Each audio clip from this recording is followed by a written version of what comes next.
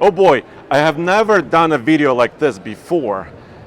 We're at an auto show, but this is also a first drive impression. And we are not exaggerating at all. No. And the car that the focus of this review is the new upcoming Hyundai Ioniq 5N. And N stands for what? A Nürburgring. And yes. Namyang. Yes, and performance. I would say Nürburgring and Namyang because it came about through Mr. Biermann, Herr Biermann, who got all of his driving chops by racing Volkswagen Beetles on the Nürburgring. I'm not making that up. Yes, and I have Motorman here. Yes, thank you for having me. Thank you. And you had the pleasure to drive one of these cars already. I did, yes. You were evaluating them for... World Car Awards. Okay. So we do our annual test drives here in Los Angeles. We coincide with the Los Angeles Auto Show.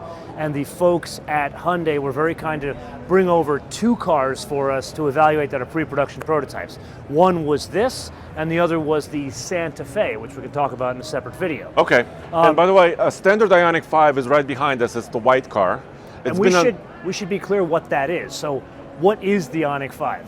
It's an all-electric hatchback, I would call it, but actually it's not a hatchback. It's an SUV, it's a crossover. Look how big it is. Yeah. This is humongous. People don't understand that these things, this is really the size, meaning height, of like a Nissan Rogue, but in reality the wheelbase more closer to like somewhere between an E8 class and an S class. This is a big vehicle because when you see a picture of it on the track or a road, you think, oh, it's like a little hatch. No. But in person, I'm 6'3", and this is a big car. That's the design. You look like I was blown away by the design of this car, the original one, because what it is, it's the reincarnation of a first generation Volkswagen Golf or Rabbit, or really the Lancia Delta. So it's Jaguar design. And it kind of hides the size of the vehicle because really it is an SUV, and that's something, I shouldn't say SUV, crossover. That's going to be a theme that's going to come up in our discussion about the driving impressions, because the issue with a crossover of an SUV, at least a performance vehicle, is the center of gravity is significantly higher. And also the weight of this electric vehicle is pretty high. So the one over there, the basic one, Zach, you can show him that one, that's about 4,600 pounds. Okay. To give you an idea, like a Nissan Rogue, ICE under 4,000. Oh, you're talking like 3,600 pounds. Yeah.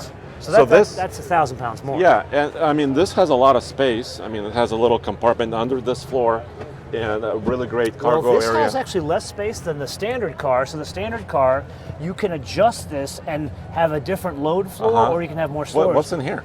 They've changed the electric motors and they've changed the inverter in this. So this is a dual motor all-wheel drive. So it's a bigger electric motor and a different inverter. And notice, Zach, you want to show them in the front how it's different? Yeah. So up here, can you keep that open? Can you keep that open, sir? We have it open. So notice there is no frunk here.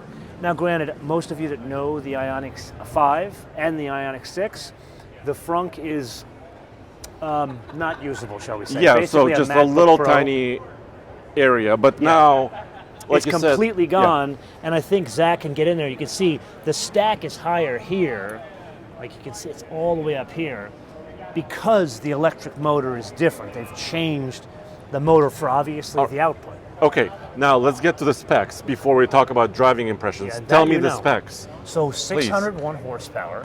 However, it doesn't end there. So this, like many Porsches we've seen over the years, it's got an overboost function. But the overboost function for 12 seconds, 40 extra horsepower. So, which is considerable. You weren't there. Who was there for TFL car to drive the EV6 GT? I don't remember. Was it Nathan or Roman or Tommy?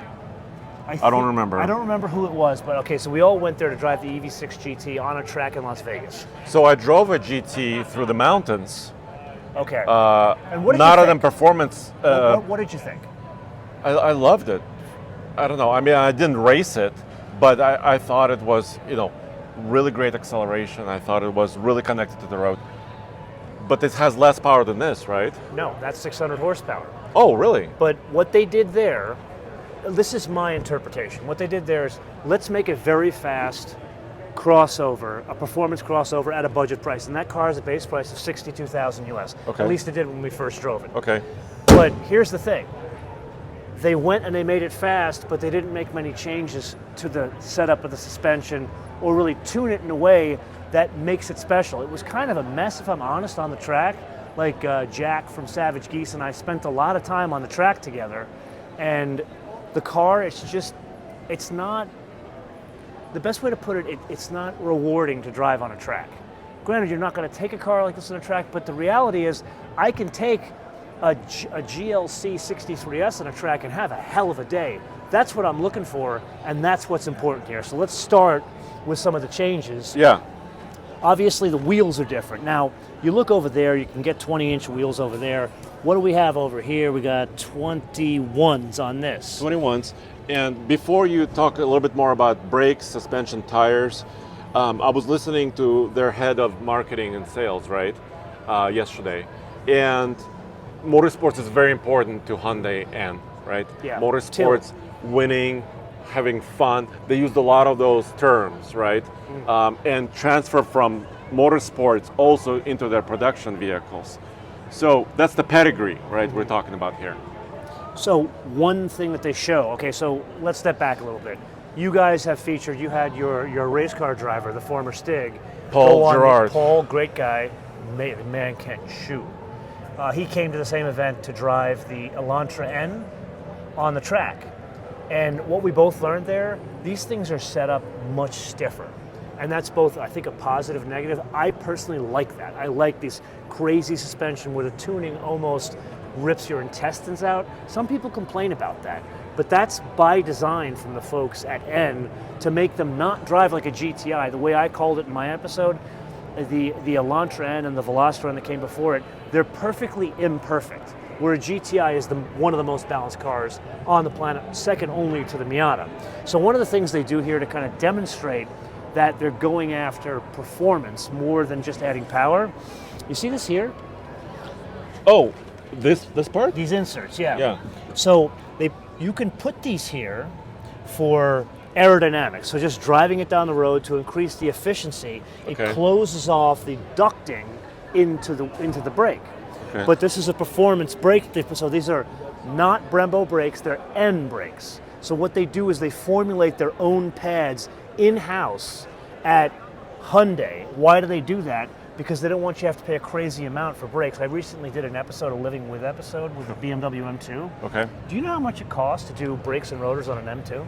From the dealer. Forget about it from elsewhere. Just from replacing the rotors also? Rotors and pads. Front and rear? Front and rear from the dealer. Is it 5-digit number or is it less? It's a 4-digit number. $8,000. $3,000, which is a crazy amount of money for any car, especially a car like that you're going to take on weekend track events. Yeah. So that's why they make their own performance brakes. But keeping the value keeping the a price little bit. down. Yeah. So okay. the pads are not crazy expensive. But notice to do that, they've got to engineer the car in order for everything to work together. So you can pull these out on a track. I don't want to do it here on the auto show, but these can be pulled out to open up more ducting to vent the brakes to faster. get a little bit more air in there. Yeah. Or to get efficiency on the road. Now, granted, with 21-inch wheels, you're not going to get the 320 miles of range like you get in that one. I'm guessing they haven't given us, the U.S. hasn't tested this, the EPA. Yeah. I'm guessing this is going to be like 250, maybe 280, where that one is 320 in its best version, where the Ioniq 6, the sedan, is 360 in its best version. So, my friend, where did you drive this car? That's where we're blessed in Los Angeles, California. So we have an opportunity in my episodes. Everybody sees me driving Malibu on a specific secret road that shall remain unnamed because I'm going to keep it a secret road. Yes. Instead, I got to drive this on Angeles Crest Highway, and it was magnificent. So a canyon road. How about this? Can Zach, the camera guy, get in the back seat and we can get in the front seats and you could show me some of the features while we talk about it? Dude, first of all, my first impression, the seats, they're very bolstered, very supportive. So this is once again something that they've done in all of the N models, the full N models. So the Elantra N, the Veloster N, which sadly they don't bring at least to this country anymore, fully bolstered both on the seat bottom and the seat back. The headrest is built into it. Yeah. And then in a nod towards BMW, which is where Habib and Kim came from, the N lights up when you open the door or close the door and then fades out. So it's a nice little party trick they got here. Another thing they changed is this console. In the standard Ioniq 5, this is not, it doesn't come up this high, but the console can move forward and backward to allow for more packaging. Here they're trying to reinforce more of a sporty image. And notice they've got the padding on the side. Yeah, so your knee or your ankle, not ankle, your shin. Yeah. Your shin? Yes, your shin. And also wireless charging, cup holders. But there's more. Tell me about Way more. the modes. It's all about this. Yeah. So this car has, we talked about 601 horsepower, 641 in overboost. They've changed the setup of the suspension, so it's much, much, much different. The architecture is the same as you get on the N, but what they've done here is made some adjustments. So the N, if you remember when we first drove it, doesn't have adjustable dampers. This does have adjustable dampers. The standard car, you mean? Excuse me, the standard car. The standard yeah. Ioniq 5. Yeah, we've already gone through, an hour and 15-minute tour of the LA show. This says 4 p.m. Yeah, so we're tired. Yeah. So where the standard car does not have adjustable dampers, this does. So you can go from a ride quality that's a little bit stiffer from the standard car to something that it'll jar your intestines out. How do you do that? You've got a drive mode button here. So I can switch the drive mode. There are three. There's Eco, there's regular, Sport. But then there's a further mode on top of that with this N mode here.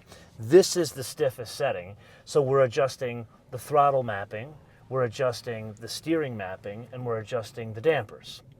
But there's a further adjustment based on that. So we can, remember we talked, there's an overboost. So if I hit this button, which is N Giggle Boost, I think it's called. Because they had an German N Giggle. term? No, it's just a stupid term they came up with. Okay. Because they wanted something that sounded like it rolls off the tongue, but it does not. N-Grin Boost. N-Grin Boost. Okay. Zach understands this. Thank you, Zach. Thank you, Zach. So N-Grin Boost, we hit that. That gives us the extra 40 horsepower. But only for 12 seconds. Only for 12 seconds. Okay. But the piece de resistance, this button here. Ooh. So let's go into N up here. I can't show you everything because we can't switch the car on. It's in auto show mode. Okay. But you can see, I've got all these different individual settings where I can go in and change absolute very minute details of the car, where normally like in a BMW or a Mercedes, I can change the throttle mapping, I can change the damper mapping, and I can change the steering mapping. This, I can go into the torque distribution, I can make the pedal be like a one pedal mode, I can change all sorts of, even a drift optimizer, so I can make it more of a rear drive mode. But the real change here, it has paddle shifters. Why do you need paddle shifters in an electric car? Yeah, well, maybe regen braking. Normally you would. Yeah. And there is a regen mode in this car when you're driving it in the regular modes. Okay. However, the paddle shifters do quote unquote change gears. And it does really two things. Number one, it changes the sound. It actually gives you, I would love to show you here, there are three different sound profiles. There's one that sounds like a normal high performance car where it's an engine revving. And then there's a second one that sounds like a jet stream, like you're almost in like an old, like the SR-71. Okay. And the third one sounds like something from Star Trek. It sounds terrible. And I'll be very honest with you, the two that are synthesized like spaceships, it's stupid. The one that sounds like a car is cool. But the sad thing here is, I shouldn't say sad thing, let me take that back. Not the sad thing. I would only want the one mode in terms of the sound. But really the thing we have to focus on is the shifting, because the second part, or really second aspect that changes, it blips the torque from the electric motor. So it mimics a gear change, and as a result, I think, now the engineers didn't tell me this, but I think they're also fooling with the regen as well. And as a result, the car, you have so much more control over this 600 horsepower electric crossover than the EV6 GT. So it's a totally different experience, in your opinion. You wouldn't, as you know, Yeah. and your viewers know, the EV6 GT and the Ioniq 5 are based on the same platform, and the height's the same. It's only like the point here of the high point of the windshield is back here, because they're trying to give you the more Audi feel in the EV6 GT, or EV6 I should say, but in the same in the GT. But at the end of the day, the platform's the same. You get behind the wheel of this, it has, I think the best way to put it, the driving dynamics here are closer to that of a performance crossover, like a GLC 63, than anything else on the planet today. The only other car that would be, electric car, that would come close to this is $100 grand, and that would be a Taycan. And at that, for the performance this thing has, it would have to be like a $140,000 Taycan 4S. That's the kind of performance you get out of this.